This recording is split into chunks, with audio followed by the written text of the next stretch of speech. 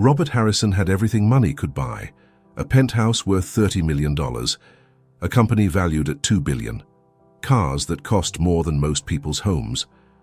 But on a cold Tuesday evening in November, standing outside a rundown apartment building in the Bronx, Robert realized he'd been blind his entire life. For 3 years, Sarah Mitchell had worked in his home. She cleaned his floors, organized his life, made his coffee exactly how he liked it. And for 3 years, Robert had barely noticed her.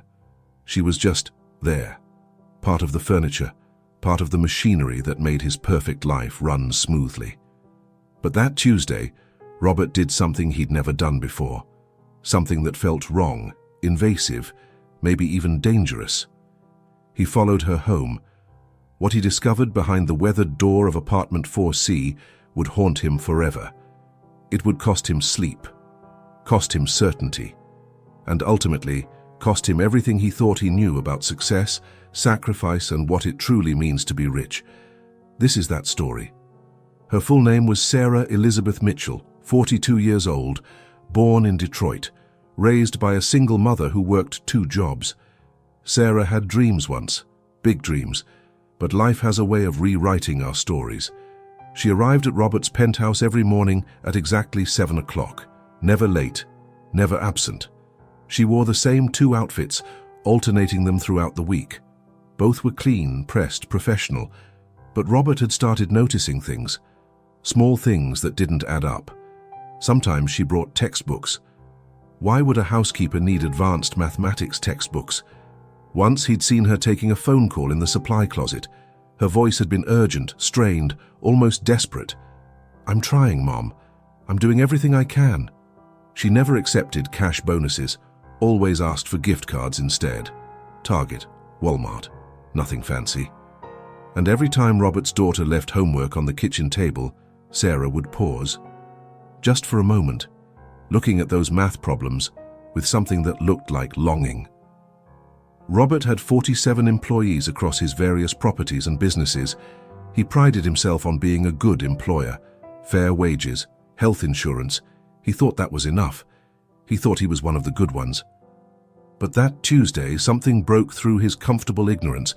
Maybe it was the way Sarah's hands shook slightly as she cleaned. Maybe it was the exhaustion she couldn't quite hide behind her professional smile. Or maybe it was the conversation he'd overheard, just fragments, as she spoke to someone on the phone during her lunch break in his kitchen. "The doctor said 6 months, maybe a year if we can afford the treatment. I'm working on it. I promise, I'm working on it." When Sarah left that evening at 5 p.m., Robert made a decision that terrified him. He grabbed his car keys, ignored his evening meetings, and followed the woman who'd been invisible to him for 3 years. He had to know. Not to invade her privacy, though it would. Not because he had any right, because he didn't, but because something in his gut told him Sarah Mitchell's story mattered, and he'd been ignoring it for far too long.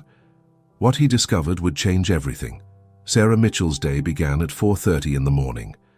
Every morning. No exceptions. She lived in a 1-bedroom apartment in Yonkers. Rent, $1,800 a month. It was all she could afford. The building was old. The heat worked sometimes. The neighbors were loud, but it was hers. Or at least, it would be hers once she finished paying this month's rent, and next month's, and the month after that. The first thing Sarah did every morning, before coffee, before her own breakfast, was check her phone. 3 numbers mattered: her bank balance, her mother's hospital portal, and her daughter's school attendance record. Yes, Sarah had a daughter.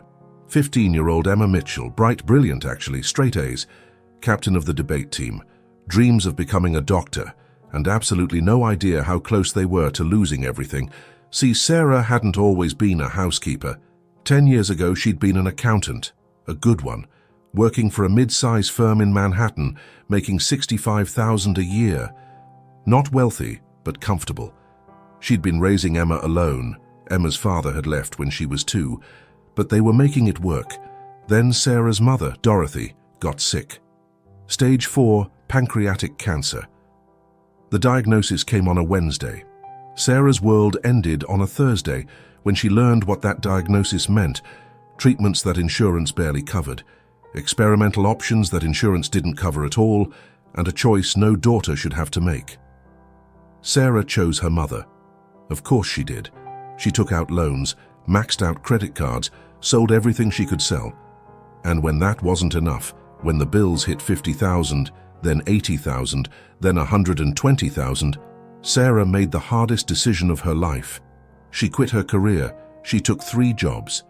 Because 3 jobs without benefits paid more than 1 job with benefits when you factored in the overtime, the tips, the under-the-table cash. It was financial suicide in the long term. It was survival in the short term.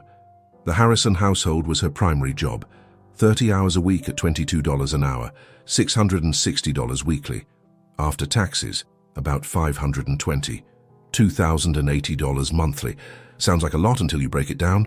Rent, $1,800 utilities, $180 phone, $85 groceries, $400 transportation, $120 Emma's school expenses, $200 her mother's medications, co-pays, $450 minimum credit card payments, $380 total expenses, $3,615 per month total income, all 3 jobs, $3,200 per month.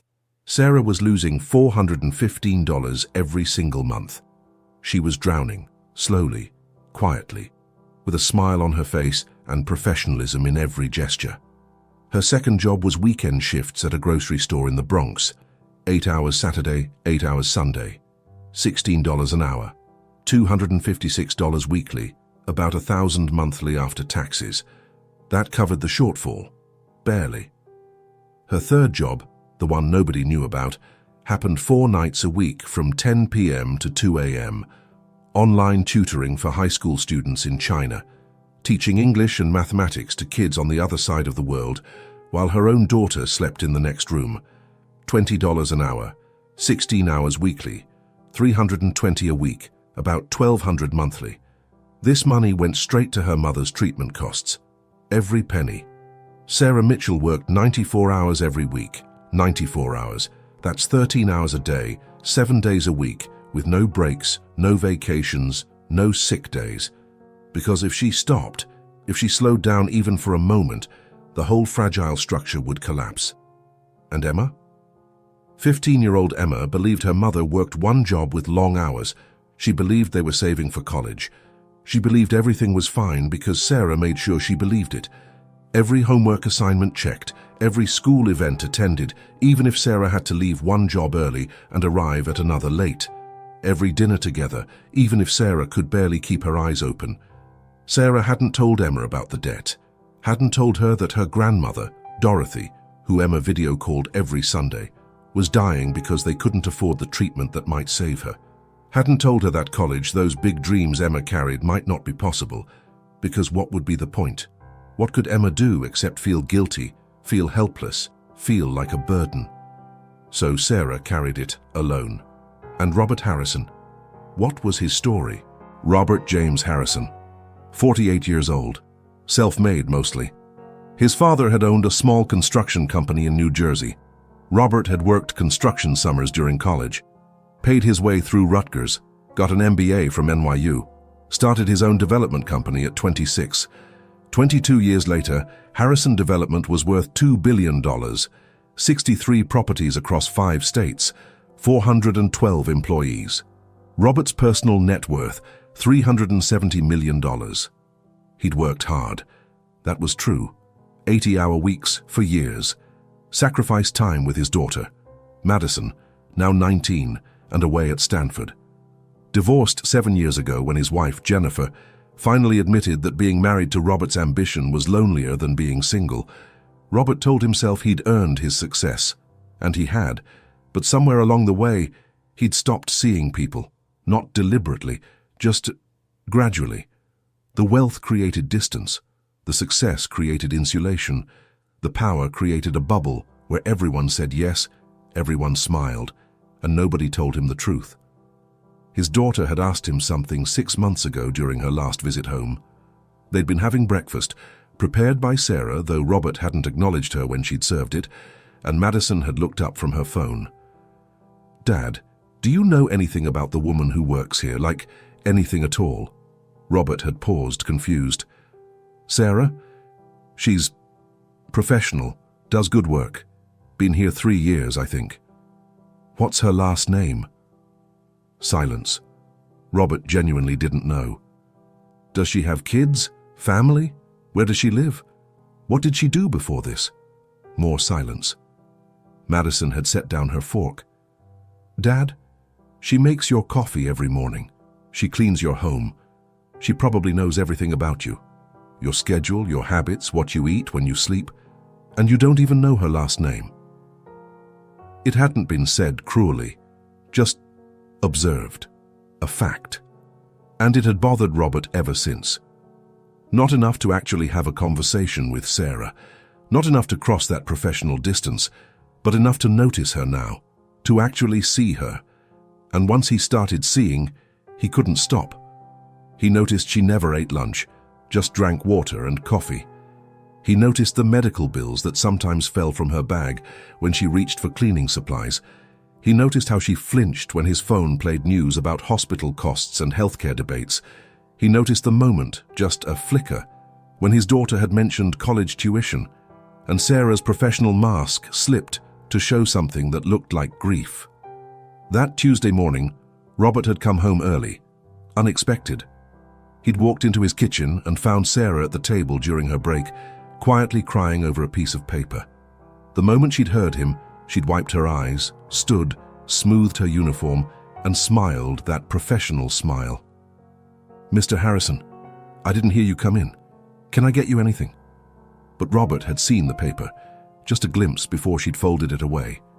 St. Mary's Hospital. Patient Dorothy Mitchell.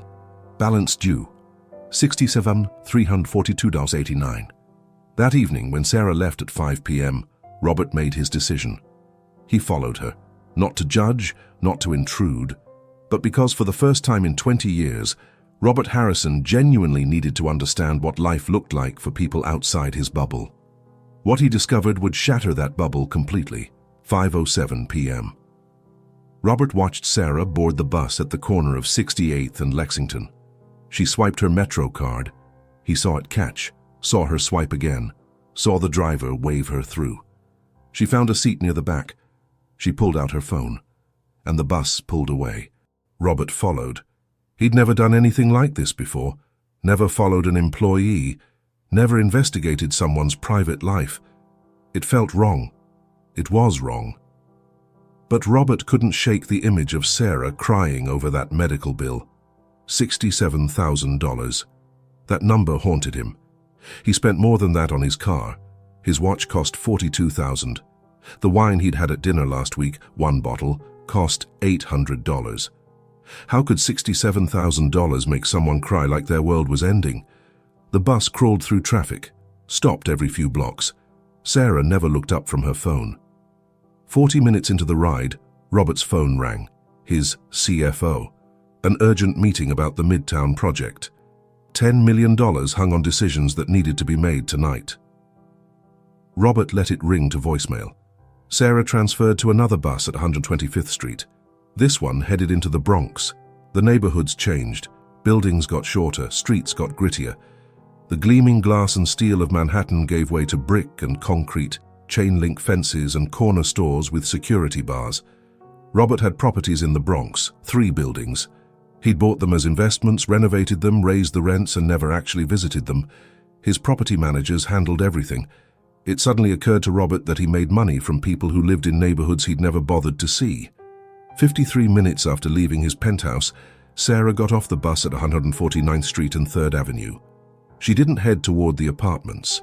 She turned left, walked 3 blocks, and entered a community center. Robert parked across the street, waited. His hands were sweating. What was he doing? This was surveillance. This was a violation. He should leave, go home. Maybe give Sarah a raise and forget he'd ever... But he couldn't. Something kept him in that car. Some instinct that whispered, pay attention. This matters.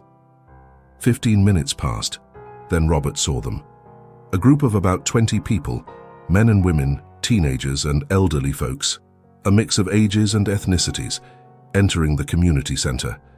They carried backpacks and notebooks. Some looked tired, like they'd just come from work. Others looked nervous. Robert got out of his car. He couldn't see through the front windows, they were too high, frosted glass. But there was a side window, ground level, partially covered by an old HVAC unit. Robert Harrison, Billionaire CEO, crouched behind an air conditioning unit and peered through a window into a community center classroom. What he saw stopped his breath. Sarah. But not Sarah as he knew her. She'd changed out of her work uniform into jeans and a sweater. Her hair was down, and she was standing at the front of a classroom writing equations on a whiteboard. Advanced mathematics, the kind Robert barely understood. The people in the seats, immigrants, Robert realized, based on their accents as they asked questions, were watching her with total focus. A woman who looked about 70 struggled with a problem. Sarah knelt beside her, patient, encouraging, explaining it 3 different ways until the woman's face lit up with understanding. A teenage boy answered a question correctly. Sarah beamed like he'd just won a Nobel Prize. "Carlos, perfect. See, you're getting this. You're going to ace that GED exam, I'm telling you." Robert felt something crack inside his chest. This woman, who spent 10 hours cleaning homes and offices, who rode 90 minutes on public transportation, who was drowning in debt, was spending her evening teaching math, for free, to people who needed it, after working all day before going home to whatever waited there. Sarah wasn't just surviving, she was giving, still giving, even when she had nothing left to give.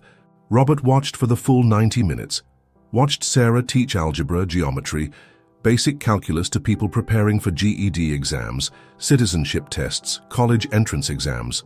She was brilliant, patient, born to do this, and she was doing it in a community center that probably couldn't afford to pay her, for people who definitely couldn't afford to pay her. During hours, she should have been resting. Class ended at 8:45. The students filed out, several hugging Sarah, thanking her profusely. She smiled, told them she'd see them Thursday, reminded them to practice.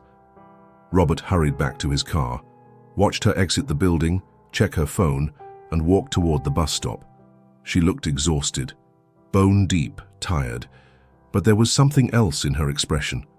Peace, maybe. Purpose. Like those 90 minutes teaching had refilled something the rest of her life drained away. The bus arrived. Sarah got on, and Robert kept following. This time the bus headed to Yonkers, another 40-minute ride. Robert's phone rang again. His lawyer, then his ex-wife, then a senior VP. He ignored them all. His entire world, conference calls and contracts, deals and developments, suddenly seemed distant, irrelevant, like someone else's life. At 9:37 p.m., Sarah got off the bus in Yonkers. She walked 4 blocks through a neighborhood that made Robert nervous. Not because it was dangerous, it wasn't really, but because it was so far removed from his reality. Apartment buildings with laundry hanging from fire escapes, corner stores with hand-painted signs, people sitting on stoops even in November wrapped in jackets talking and laughing. Sarah entered a building, number 847. Robert waited in his car. He should leave. He'd seen enough, more than enough. This had gone way past appropriate. But then he saw movement in a 4th-floor window. A light turned on. Silhouettes moved against curtains. Sarah appeared in the window. She was hugging someone, a teenage girl. Her daughter, Robert guessed. They stood there, framed by that window, just holding each other. And Robert realized Sarah hadn't seen her daughter since 6:30 that morning. It was now almost 10 p.m., 15.5 hours later. The girl pulled away, clearly talking excitedly about something, school probably, some achievement or event. Sarah smiled, nodded, listened. Then the girl handed her something, papers. Sarah sat down at a small table visible through the window. Homework. She was checking her daughter's homework at 10 p.m. after working since 6:30 a.m. Robert sat in his luxury car, illegally parked on a Yonkers street, watching this woman give the last drops of her energy to her child, and felt shame like a physical weight on his chest. But he wasn't done discovering Sarah Mitchell's secrets. At 11:14 p.m., Robert checked his watch, unable to believe someone could still be awake. The light in Sarah's window stayed on. Robert saw her at the table, laptop open. She put on headphones. Her face took on professional focus. She was working. Again. A fourth job. What could possibly? Online tutoring. She was teaching again. At 11 p.m. after everything else. Robert looked it up on his phone. Found several platforms that connected American tutors with Chinese students during U.S. nighttime hours. The pay ranged from $15 to $25 an hour. Sarah Mitchell worked 4 jobs. 4.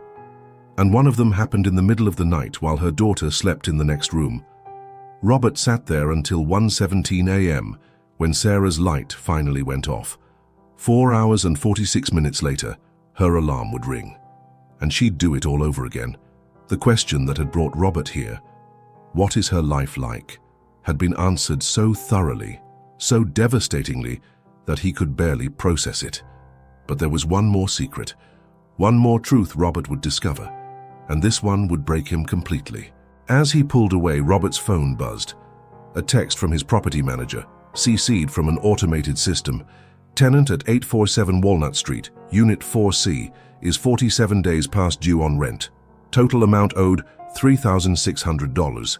Eviction proceedings will begin if payment is not received within 14 days. Robert checked the address, 847 Walnut Street.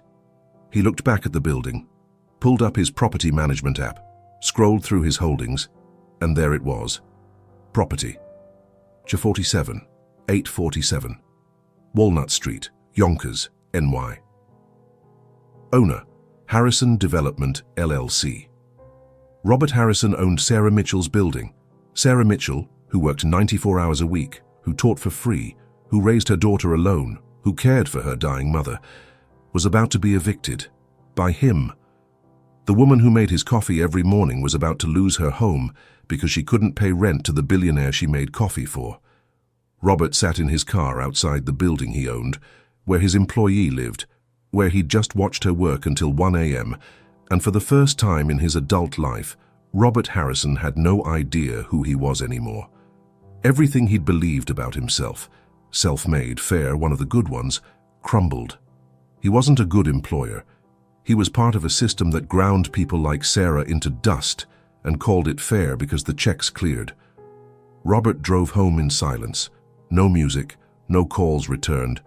Just silence and the image of Sarah in that window checking homework at 10 p.m., teaching students at midnight, giving everything she had, and still falling short. By the time Robert reached his penthouse at 2:30 a.m., he'd made a decision.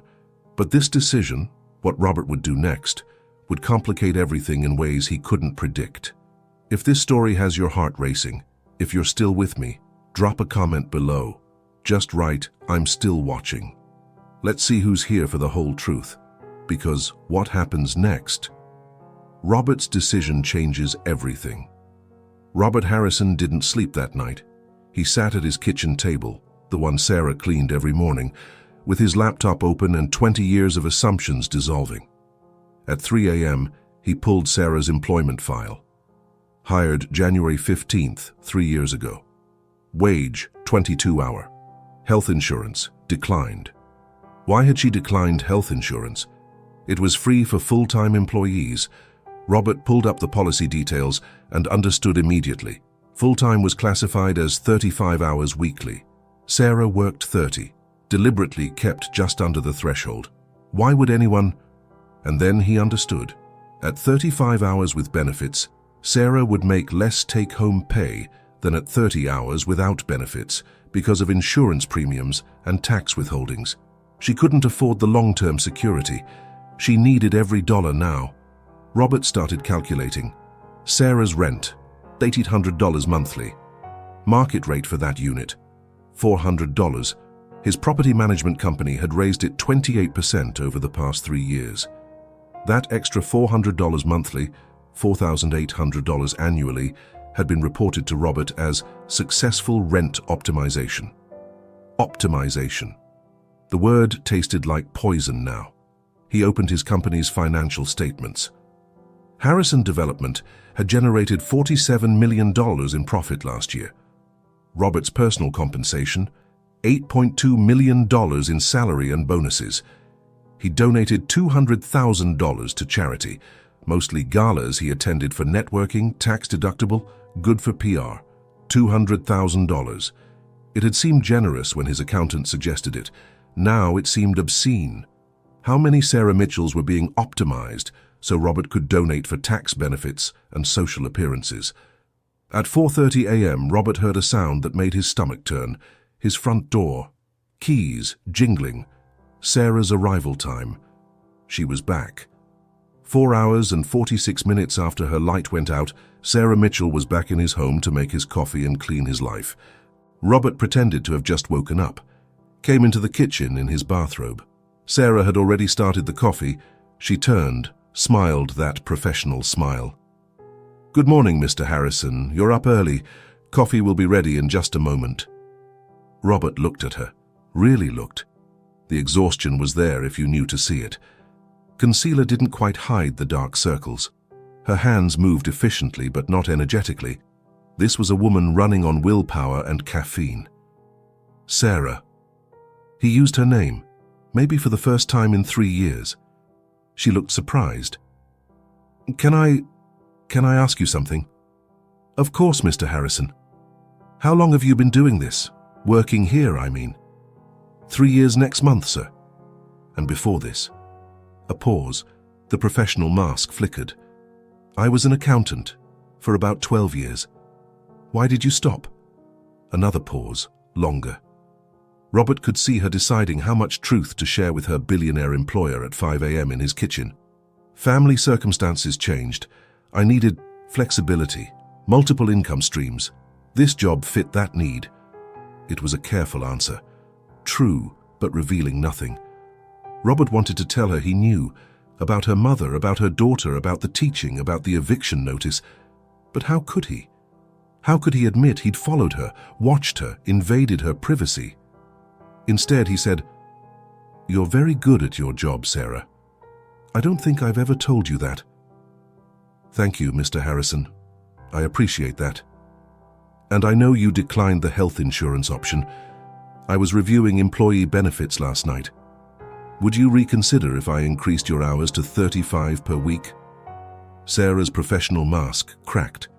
Just for a second, but Robert saw it. Hope, surprise, the rapid mental calculation of what that would mean.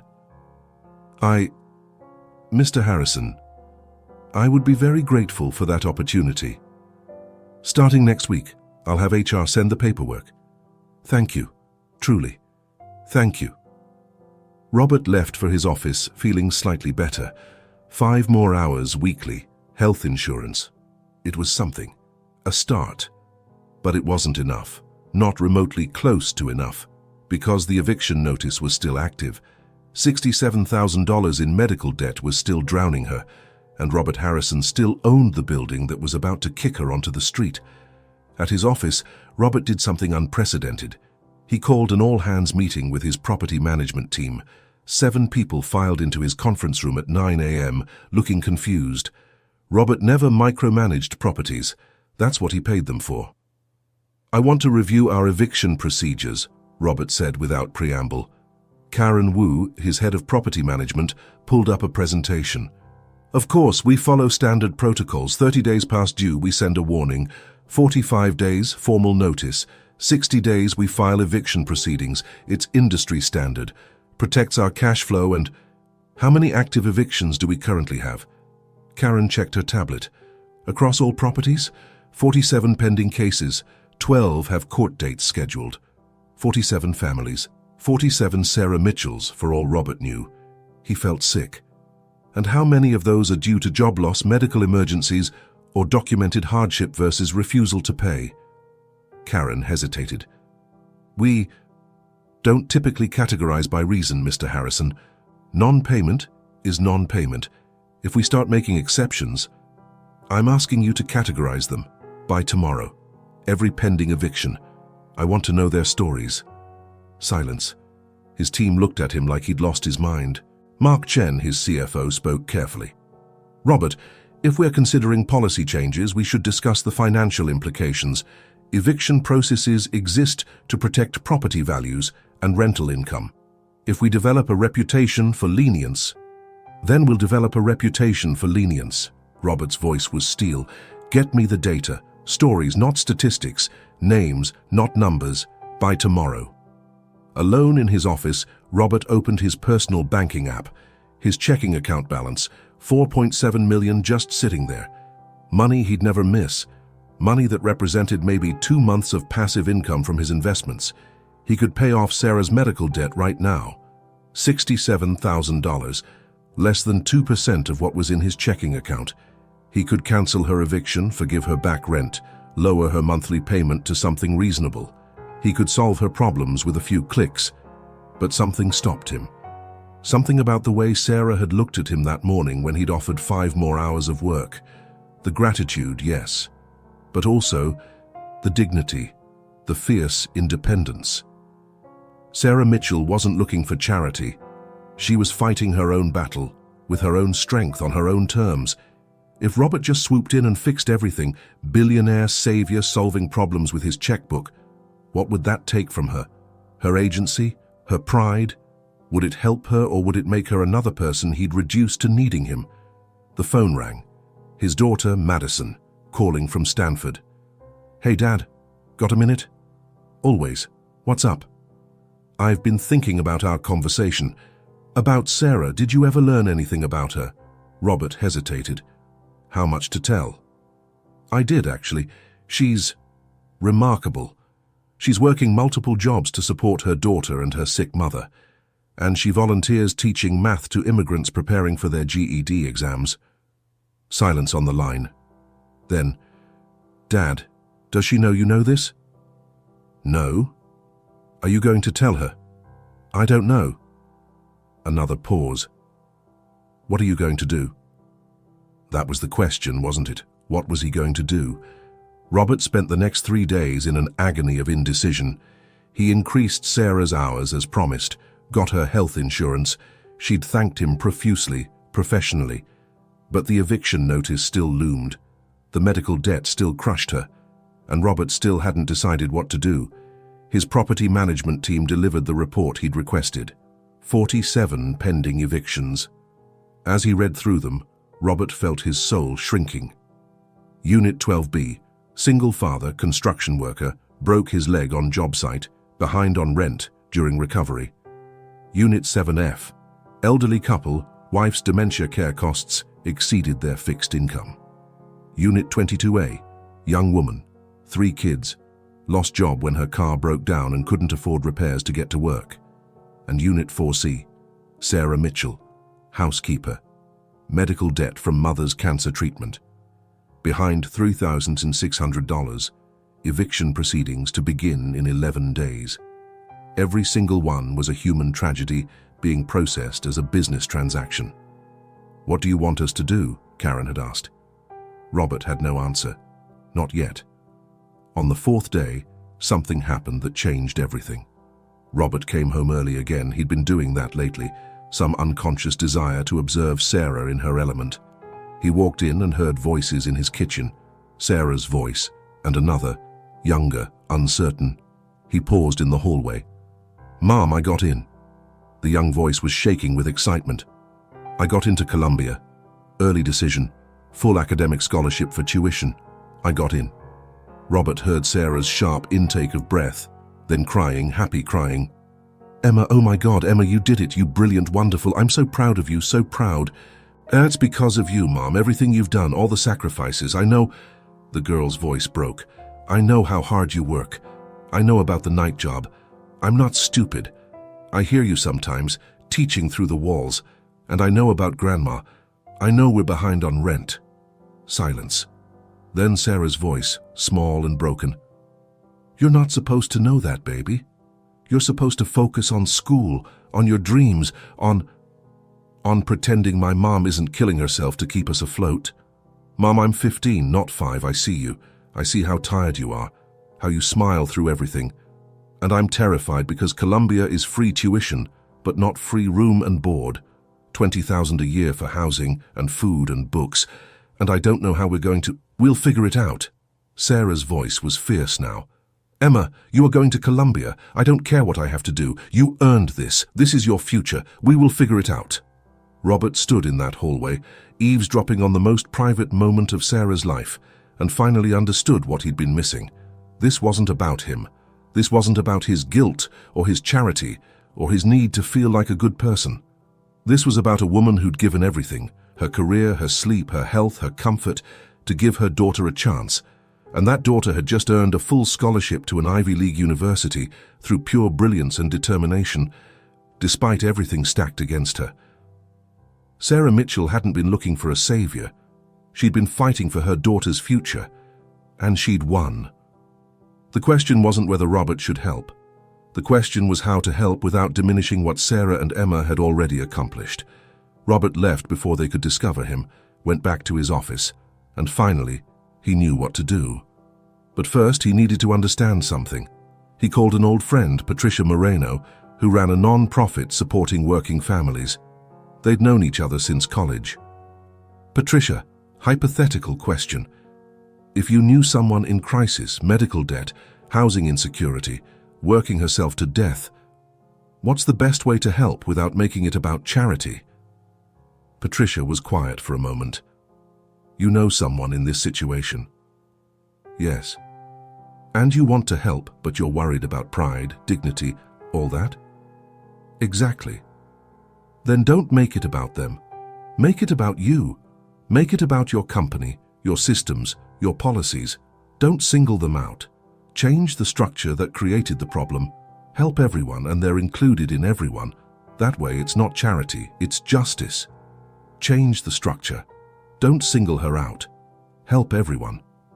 Robert spent the next 18 hours building something unprecedented.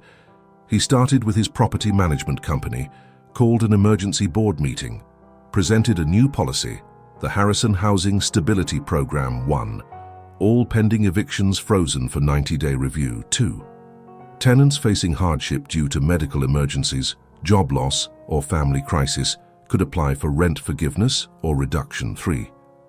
Maximum annual rent increases capped at 2% across all properties 4.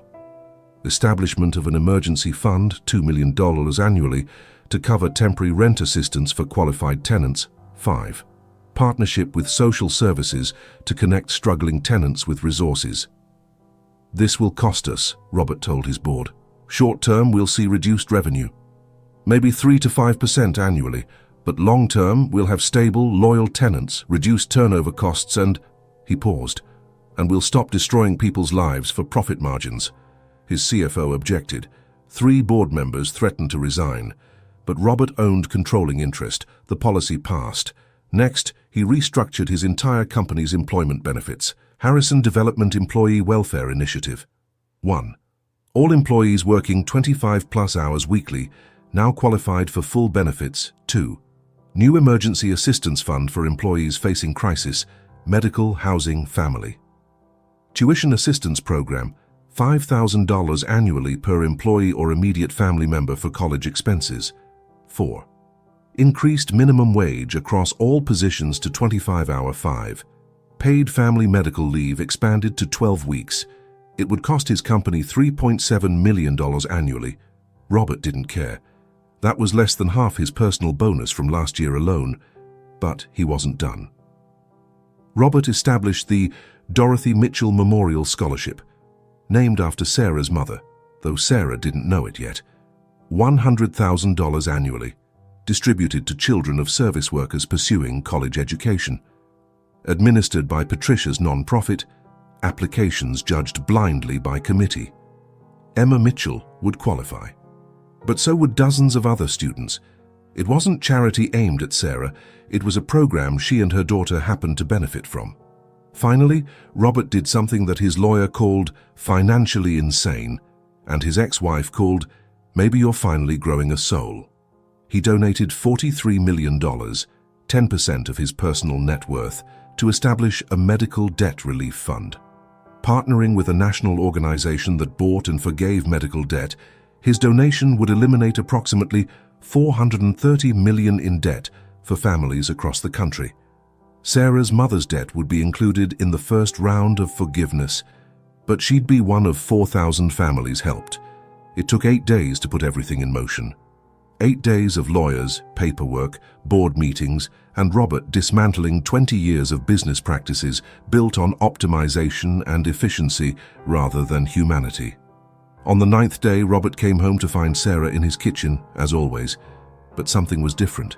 She was smiling, genuinely smiling, not the professional mask, and she was crying. "Mr. Harrison," her voice was shaking. "I'm sorry, I'm not usually emotional at work, but I just got a call. My mother's medical debt, $67,000. It's been forgiven. Some charity bought it from the hospital and forgave it. All of it. Gone." Robert felt his own eyes burning. "Sarah, that's wonderful." "And the building management called. I was about to be evicted. I don't know if you knew." She couldn't know he knew everything. "But they said there's a new policy. Hardship review. My rent is being reduced to $1,200 a month and the back rent is forgiven. Mr. Harrison, I don't have to lose my home." "I'm so glad, Sarah." "And," she laughed through tears, "my daughter got into Columbia, full academic scholarship, and I just found out about this new scholarship program for service workers' kids. If she gets it, it would cover her housing. Mr. Harrison, everything is, for the first time in 10 years I can breathe, I can actually breathe." Robert walked over to her, maintaining appropriate distance, but close enough to speak quietly. "Sarah, can I tell you something?" "Of course." "I know you volunteer teaching math at the community center in the Bronx." Her smile faltered. "How did you—" "I followed you, about 2 weeks ago. I'm not proud of it. It was invasive and inappropriate, but I needed to understand something about the world I'd been ignoring." Sarah was quiet, processing this. "I saw you teach," Robert continued. "I saw your gift. I saw what you gave up to take care of your family, and I realized that for 3 years I'd employed someone extraordinary and treated you like furniture. I'm sorry for that, deeply sorry. Mr. Harrison, I can't take credit for the debt forgiveness. That's coming from a national fund, but the housing policy, that's my company. I changed it. Not for you specifically, but because of you. Because you showed me that the way I was running my business was breaking people who deserved better." Sarah wiped her eyes. "I don't know what to say. The scholarship program, it's named after your mother. The Dorothy Mitchell Memorial Scholarship. If Emma applies, she'll be judged anonymously by committee. But she's exactly who it's designed for. Brilliant kids whose parents sacrificed everything. You named it after my mother? She raised you. You're raising Emma. That's a legacy worth honoring." For a long moment, Sarah just stood there, tears flowing freely now.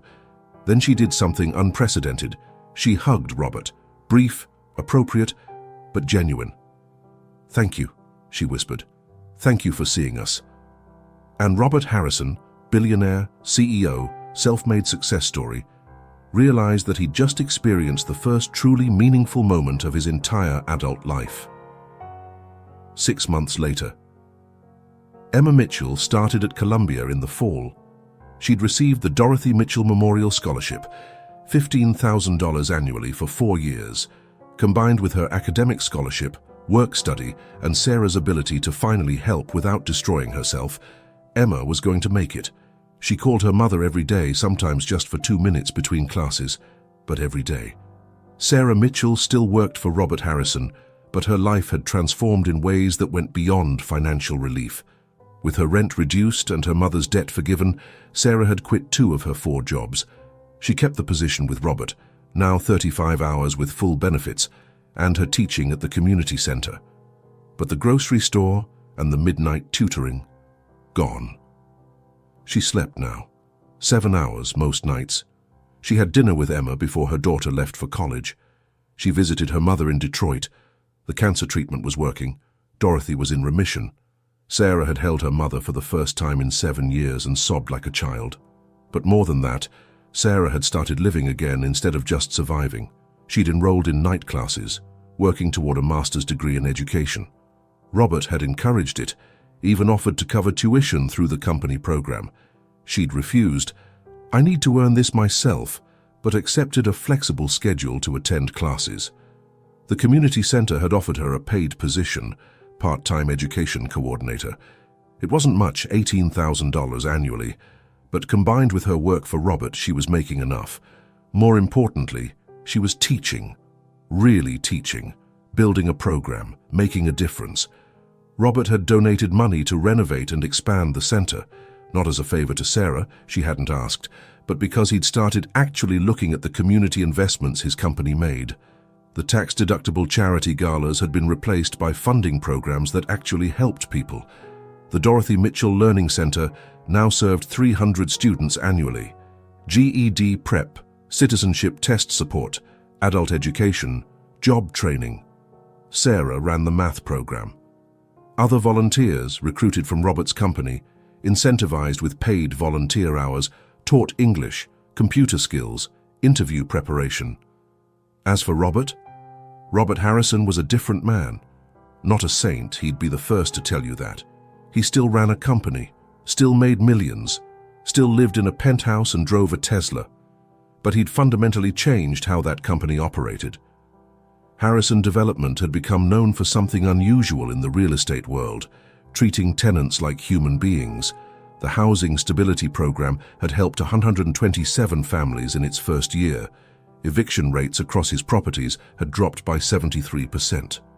Tenant satisfaction had increased dramatically. And here's what surprised Robert's skeptical board. Tenant retention had improved so much, turnover costs had decreased so significantly, and the positive press had attracted so many new renters that revenue had actually increased by 2.3%. Treating people well was good business. Who knew? Robert had also changed personally. He'd reconnected with Madison, really reconnected, started asking her real questions about her life, her thoughts, her observations about the world. She came home more often, sometimes brought friends. They'd have dinner, prepared by Sarah, who Madison now knew by name and hugged when she arrived. "Dad's different," Madison had told her mother during a visit. Like someone turned on a light inside him. Robert had started volunteering himself. One Saturday a month at the Dorothy Mitchell Learning Center, teaching a class on financial literacy. He was terrible at it initially, trying to explain budgeting to people barely surviving on minimum wage when he spent more on coffee than they spent on groceries, felt absurd. But he learned, listened, adjusted. A student named Carlos, the same teenager Robert had seen through the window that first night, had told him something that stuck. "Mr. Harrison, you're not here to teach us how to think like rich people. You're here to learn how we survive. Maybe then you can help change why we have to." Robert had learned, and changed, and kept changing. He'd started a CEO group, other business leaders committed to running profitable companies without exploiting people. They met monthly, shared strategies, held each other accountable. Several had implemented similar programs at their companies. It wasn't revolutionary. It wasn't socialism or charity or anything radical. It was just basic human decency applied to business. Pay people fairly. Treat housing as a human need, not just an investment vehicle. Acknowledge that your employees are humans with lives and struggles and dignity. Apparently, this was considered progressive. Robert had also done something more personal. He'd set up a trust fund, not for himself, he had more money than he'd ever spend, but for Sarah's grandchildren, for Emma's future children.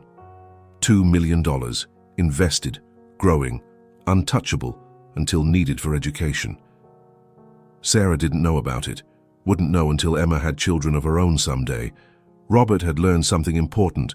The best help is the kind that empowers people to help themselves, and sometimes that means providing a safety net so invisible they never know it's there unless they fall. One morning, about 7 months after that night Robert had followed Sarah home, he was in his kitchen when Sarah arrived for work. They developed an easy rapport now. Not friendship, there were still boundaries, but mutual respect, genuine care. "Morning, Sarah. Coffee?" She smiled. "I made some for you, but sure, I'll join you." They sat at the kitchen island, something that would have been unthinkable 8 months ago. Drank coffee, talked. "How's Emma?" Robert asked. "Thriving. She called yesterday, so excited. She's declared a major, biochemistry, wants to do cancer research." Sarah's eyes shone. "Because of my mum. Because she watched her grandmother fight and survive, and she wants to help other families win that fight." Robert nodded. She's remarkable, like her mother. Sarah shook her head. I'm not remarkable. I just did what any parent would do. No, Robert's voice was firm. Sarah, most people in your situation would have broken, would have given up, or become bitter, or collapsed under the weight.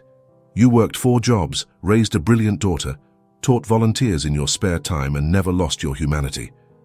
That's remarkable. Sarah was quiet for a moment.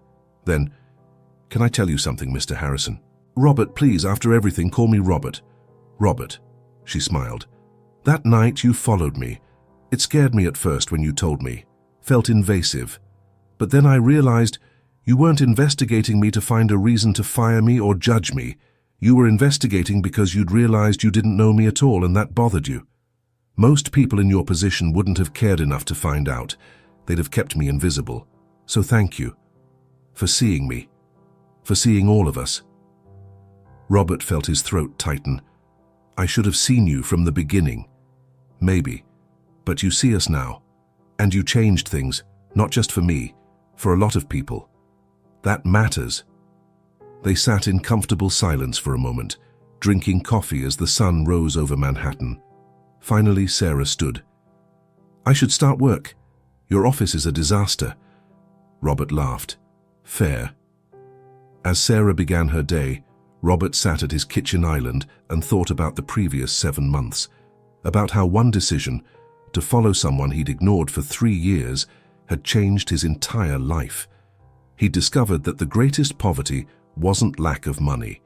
It was lack of awareness, lack of empathy, living in a bubble so complete you couldn't see the humanity of the people who made your life possible.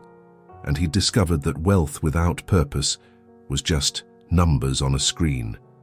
But wealth used to empower others, to change systems, to restore dignity.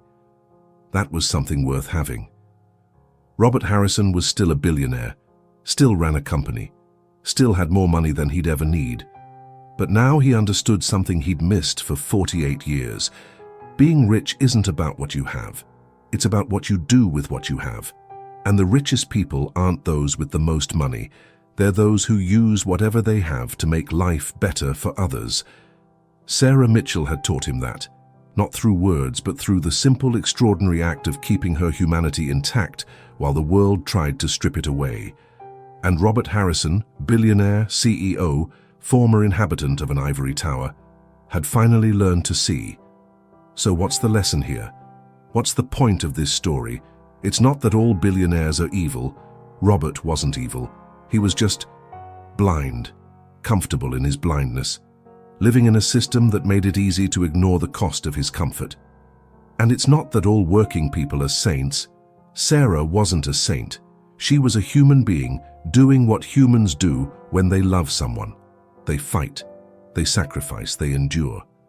The point is simpler and more challenging than that. The people who make your life possible have entire universes inside them. Stories you'll never know unless you look. Dreams they've sacrificed. Battles they're fighting silently. Dignity they maintain despite systems designed to strip it away. The question isn't whether you'll see them. The question is, when you do see them, what will you do? Robert followed his housekeeper home one day and discovered her humanity. But here's the thing, he didn't give her humanity. She already had it. He just finally noticed. How many people do you pass every day without seeing?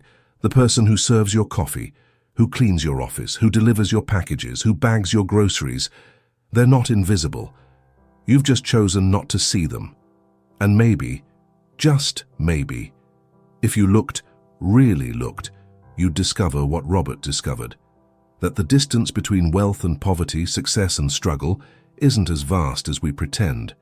It's often just luck, circumstance, the accident of birth, or the random cruelty of medical bills, or the simple fact that some people had safety nets and others had to build their own while falling. Robert Harrison learned that being a good person requires more than good intentions. It requires action, system change, using privilege to dismantle the barriers that privilege created. Sarah Mitchell learned that accepting help isn't weakness, that community isn't charity, that sometimes the people who've ignored you can learn to see you, and when they do, change becomes possible. Emma Mitchell learned that her mother's sacrifices weren't in vain, that education can break cycles, that debt and poverty aren't moral failures, they're system failures, and that she could be the person who helps fix those systems for the next generation. 3 people, 3 lives. Connected by coffee in a penthouse kitchen and transformed by one man's decision to see beyond his walls. So, here's my question for you. What would you have done in Robert's position? If you discovered your employee was drowning, working 4 jobs, losing their home, crushed by medical debt, what would you do? Would you write a check and move on? Would you change your business practices? Would you do nothing and claim it's not your responsibility? And what would you have done in Sarah's position? Would you have kept fighting? Would you have asked for help? Would you have maintained your dignity while systems tried to strip it away? There's no perfect answer. Life is complicated, but the questions matter. Because somewhere in your city right now there's a Sarah Mitchell, working multiple jobs, raising kids alone, caring for sick parents, fighting medical debt, teaching volunteers in spare time that doesn't exist, maintaining dignity despite everything. You probably employ them, or benefit from their labor, or pass them every day without noticing. The question is, will you see them? And if you do, what will you do about it? This story isn't about one billionaire and one housekeeper. It's about all of us, the systems we accept, the inequalities we ignore, the humanity we acknowledge or deny. Robert Harrison followed his servant home one day. What he found broke his heart, but that broken heart became an open heart, and an open heart changes everything. So I'll leave you with this. Don't wait for someone else to notice the injustice. Don't wait for systems to change themselves. Don't wait to acknowledge the humanity of the people your comfort depends on. See people, really see them, and then do something about what you see. That's how the world changes. One person seeing another. One act of acknowledgement becoming system change. One broken heart becoming an open one. What will you do? Will you keep scrolling? Or will you let this story change you? The choice, as always, is yours. If this story touched you, if it challenged you, if it made you think differently about the people around you, I want to hear from you. Drop a comment and answer this question. Who is the invisible person in your life that you need to start seeing? Maybe it's someone who works for you. Maybe it's someone you see every day but never acknowledge. Maybe it's yourself. Maybe you're the Sarah Mitchell in your story, and you need someone to finally see you. Share your story. Be honest. Be vulnerable. This community is built on real conversations about real human struggles, and if you believe this story deserves to be heard, if you think someone in your life needs to hear it, share this video. Send it to the manager who doesn't know their employees' names. Send it to the wealthy friend who complains about their housekeeper. Send it to the parent who's struggling alone. Send it to anyone who needs a reminder that we're all human, we all matter, and we all deserve to be seen. This channel is dedicated to stories that matter, stories that make you think, feel, and hopefully change. Subscribe if you want more stories like this. Real, raw human stories that challenge us to be better. Hit the notification bell so you never miss a story that might change how you see the world.